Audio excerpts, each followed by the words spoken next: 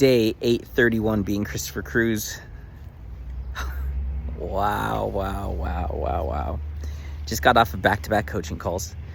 First one was so good, he's just turning more to God, which is just a beautiful thing to see. And then the next call was with one of my clients where I just did not feel comfortable at all talking about God, because I know there was some resistance. I could just feel resistance. And so I've just been super hesitant about talking about God to him. And asked him about some billing things for the coaching. And then he responded. And I didn't even read the full message. I read the first sentence. And God just showed me. He said, Chris, this is a spiritual block for him. This is spiritual. And I was like, okay. And then we get on the call, and he's just explaining everything that he's going through and all this stuff. And this guy, he's so brilliant. He's probably in his late 40s, early 50s. And he's just brilliant in the construction industry and, building communities and all this kind of stuff. And he's just talking to me about all the challenges and struggles. We've been having him work on his relationship with his kids. So there's just been a lot for him to go through, and he just kind of lays it all out on the table. And I'm speechless. And I'm just sitting there, and I'm like, and it's the first time he's ever seen me speechless. And he started laughing. He's like, you're speechless. And it was because I don't have an answer for him, but I knew the answer. God gave me the answer. And the answer was, you need God. God's the solution to this. And I really didn't want to say that. There was fear, the spirit of intimidation. He's going to think I'm whatever. He doesn't want to hear about me talking about God. I already know he's resistant to it. He believes in more of the universe and that kind of stuff. And, but I was speechless. I didn't have anything to say. And I was like, well, I know what I'm supposed to say, but I'm scared to say it. He's like, what? I was like, you need God. God's the answer to all this. And we start talking. We get into this unbelievable, mind-blowing conversation. And God just starts showing me things. God just starts revealing these things to me. And I'm like, you're here to do God's work. You don't know this, but all 9 new clients that God sent me, God is pursuing all of you guys. And there are some of you who believe and some of you who don't, but God is pursuing all of you guys. And he's pursuing you. And we get into this conversation. And then he's like, you won't believe this, but a lot of my clients are faith-based. I was like, what? And he tells me about this client that he's been working with for 8 years and helping them with all the stuff that he does. And he hasn't got paid anything for it. And it's this lady, and her dream is to build communities for believers and communities around the world for believers. And I was just like, what in the world? Just jaw dropped, shocked. And he was shocked too. And so he's telling me this, and then boom, it hits me, because the problem is they want to build all these communities and do all these things, but there's hundreds of millions of dollars tied up in an African bank, and they're trying to get it from out of Africa into Barbados so they can start building this stuff, and it's hundreds of millions of dollars. And they've been trying to get it for the last 4 years, and on the 23rd of December, the bank just declined it. And then it just hit me. God just showed me, you are here to build communities for God's people. And the reason why that money has not been unlocked is because God cannot trust you to build communities for his people, because you're not a godly person. How are you supposed to build a community for God's people when you don't even have a relationship with God? You're trying to build your community where God needs you to build his community. And that's why this money hasn't been unlocked. And we were both just like, what? I was just like, And I was like, think about it. Like, you're building communities for believers, but you're not a believer. Why would God allow that to happen? Like, why would he trust you with his people like that? Like, why would, and it was just like this mind-blowing, just crazy, like, what? And he's like, it's gonna blow your mind even more, because I was like, you gotta get a Bible, and you gotta start reading the Bible. That's like one of the first steps that I know of. And he's like, this is gonna really blow your mind. He said, behind me is a wall, and behind that is boxes of stuff that belonged to my parents. And he said, in one of those boxes, there's 6 Bibles. And I was like, what? And, and we're talking about God, and he's like, I just hate organized religion. I was like, I do too. And I was like, it's just, there's so much. And I'm like, that's the problem, is religion has destroyed people's view of God in the Bible. And that has been a huge barrier for people. And I get it, because I was the same way. But I pursued a relationship with God, a personal relationship with God.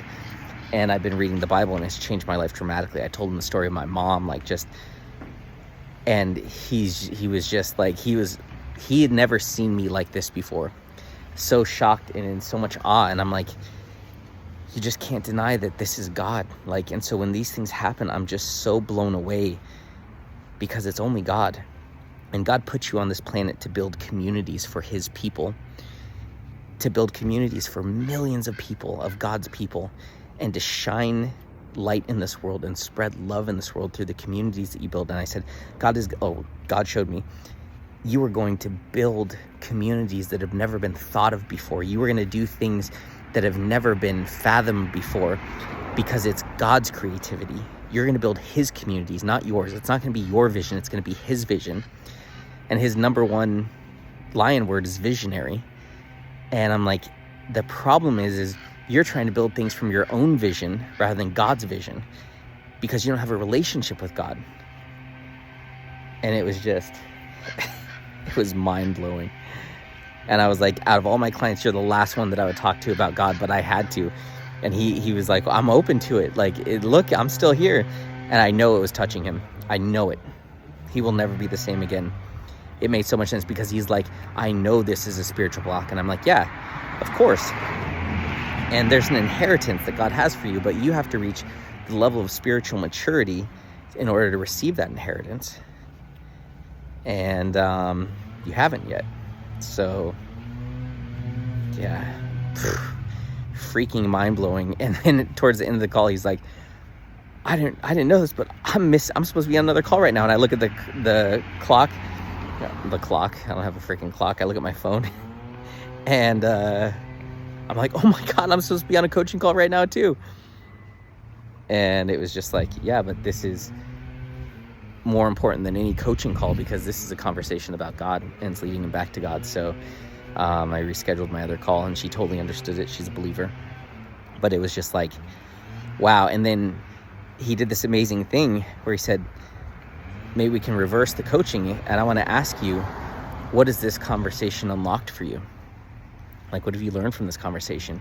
And that was such an amazing question to ask, because I was like, it's shown me that I need to fight for people, that I need to fight. Like, when I know that God has sent me someone and that he is pursuing them, I need to fight for them, even if I'm scared that it's going to piss them off or frustrate them, or they're going to roll their eyes or whatever. Like, I'm here to fight for people. Like, I can't build a brand called Warriors of God if I'm not willing to fight, and fight through that spirit of intimidation and the spirit of fear and the spirit of judgment and all these things that I'm afraid of, because people's souls matter more than that. And so it just really showed me that I need to fight for people, because I could have just completely not fought for him.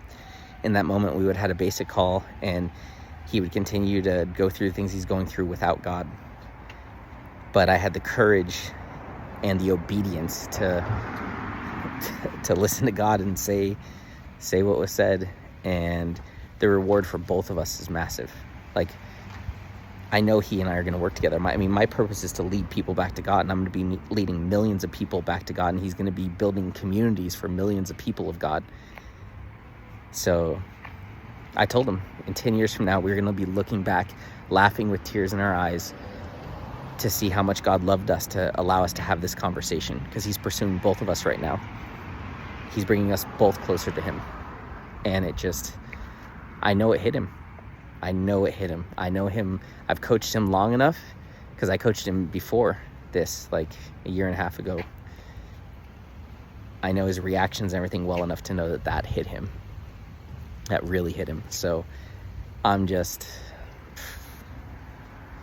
God is so incredible. Like the miracles that are happening, the miracles. Like it's just, it's unbelievable. It's like, I can't make this up. And the vision that God gave me of like, he's here to build communities for God's people. Like, and they're going to be revolutionary, because everything that God does is glorious. There's glory in it. And he's going to build these communities that people have never seen before. And the world is going to look at these communities and say, oh my God, how is it like this? How do they have so much love and joy and connection and all this stuff? How do they have all of this? And everyone will be able to point to God, and that will lead more people back to God. And the crazy thing is, the problem he's meant to solve in the world is disconnection. And then it hit me. His greatest disconnection is between him and God. It was just like mind-blowing realization after mind-blowing realization. Like God just pouring wisdom into me to give to him. Just mind-blowing wisdom that was just not me. That was God. But it was just like this relief that now my conversations can be about God. And my last call with my last client, now my conversation can be about God, because he's pursuing God, and he's quoting the Bible before I even mention anything about God. And so I feel like with all of my clients, like it's time to take our relationship with God and our conversations about God and their coaching and their purpose to a whole new level, like a whole different level. And this conversation confirmed that, really confirmed that I need to speak boldly about God and powerfully about God, and just not hold back. Because if I'm scared to talk about one person, or if I'm scared to talk to one person about God, how in the world am I going to talk to millions of people about God? Like, I need to break this spirit of fear and this intimidation and the spirit of judgment. Like, I need to break all of that, because God has a massive call in my life to lead millions, if not billions, of people back to God. Like, and yeah.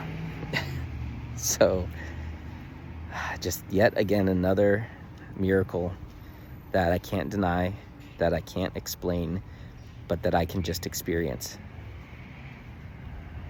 Another miracle that I get to experience, another testimony. You know, I've had this testimony about my mom and her life changing dramatically. And now I have this testimony. It's just like my life. I feel like every day I have a new testimony about how good God is, how powerful God is, how present God is, how real God is. Oh, man. It's just... And it's crazy because I was worried. I haven't coached in 3 weeks. I was worried that when I got on these coaching calls, like I wouldn't have it, like I would be off. And I'm off now if I don't talk about God. That's the crazy thing. Something has shifted where it's like, if I don't talk about God, I'm just not that powerful. But the moment I start talking about God is the moment I start really connecting with God, and he starts giving me this wisdom and these answers that are so powerful and so significant. And the truth that I got to realize is my clients, they're hungry for God. Their spirit is hungry. Their flesh is not hungry for God. Their ego is not hungry for God. Their pride is not hungry for God. But their spirit is starving for God, just like mine is, just like most people's are. And I need to feed their spirit more than I feed their ego or their pride or their mind or their flesh. because our flesh wants to be right. Our flesh wants us to believe that we don't need anyone and we don't need God and we can do it all on our own. You know, our flesh wants all these things, but our spirit knows we need God. So that conversation just fed my spirit, and his spirit took my faith to a whole different level. Like, how could my faith increase any more than it already is because of what's happened with my mom and dad? Like what?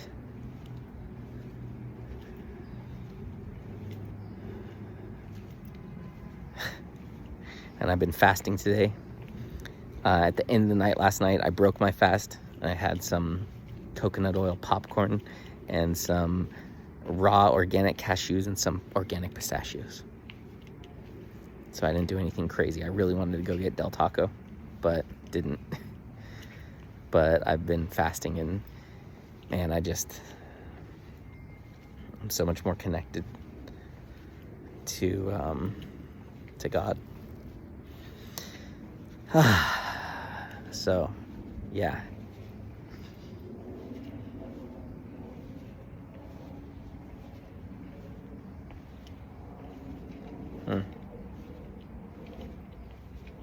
Wow. God is so good. Like, and God is the answer. Like, I don't have these answers for people. I don't have the answers for my clients. It's God. My purpose is to lead people back to God. My purpose is not to give people the answers. God's the one with the answers, and they need to pursue God to get the answers, because I don't have them. Versus before, I'm always the guy with the answers. And he and I were joking about it. Like, he's never seen me speechless, ever. I always have an answer to everything. And I was speechless. And then God gave me the answer. You need God.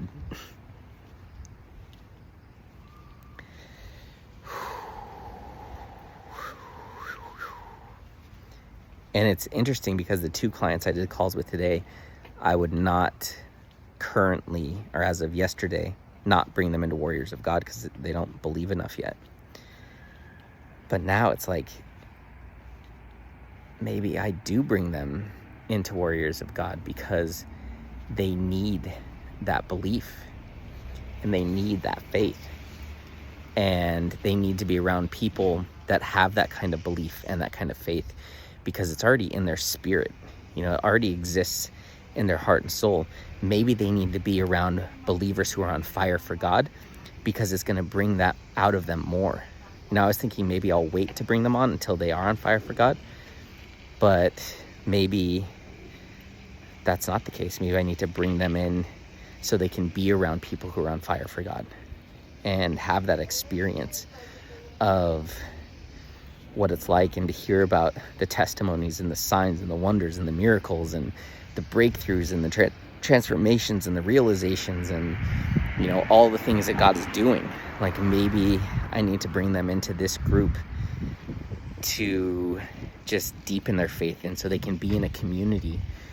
And it's so interesting. I was talking to one of my clients from church and about our own church, and it's like the things that they're missing, like the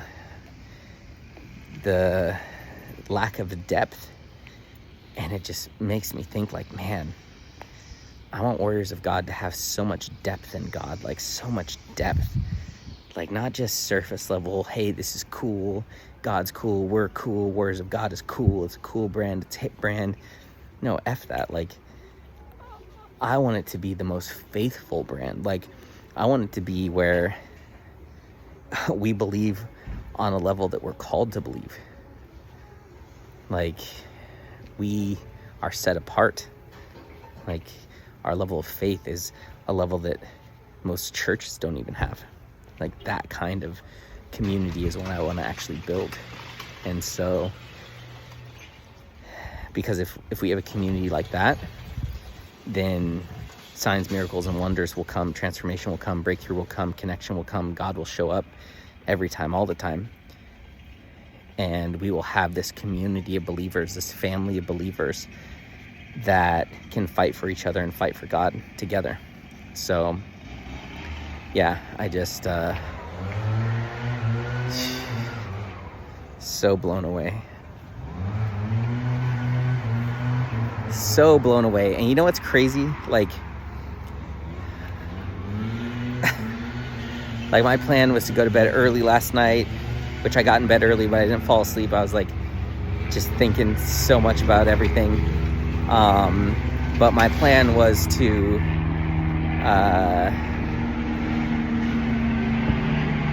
wake up really early, go to the coffee shop, work.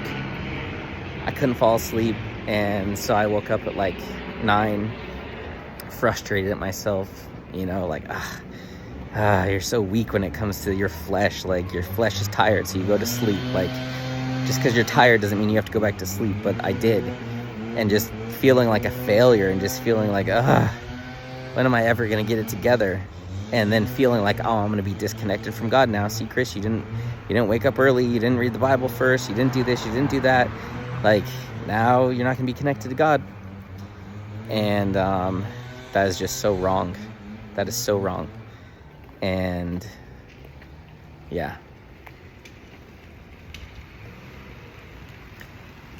And it's just like the Bible talks about, like, it's not what we do that brings us closer to God, it's our faith in God that's important. God cares more about our faith in him than what we do. And yeah. So makes me think about this fast that I'm doing.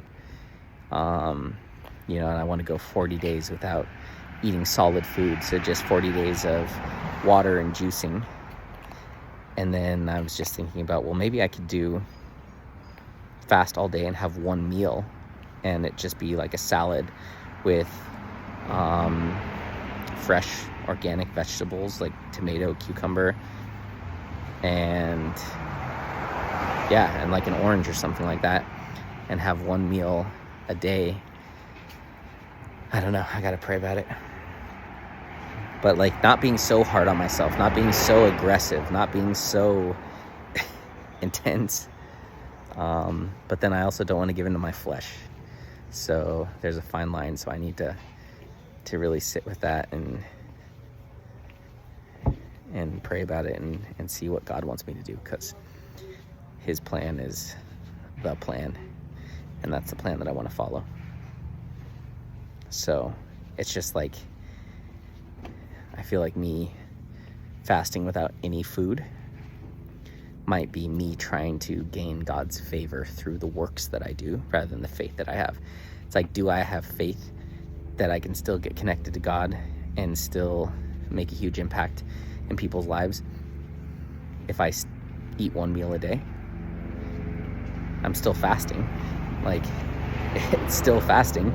It's just not doing a continuous 24-hour fast. So it's like, am I trying to control? Am I trying to like take action to get more stuff from God, more blessings or more realizations or whatever, or more close to God?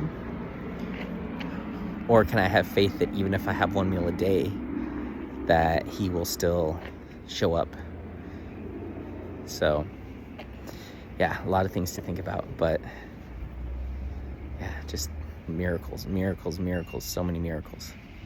So blown away. God is so good. So good.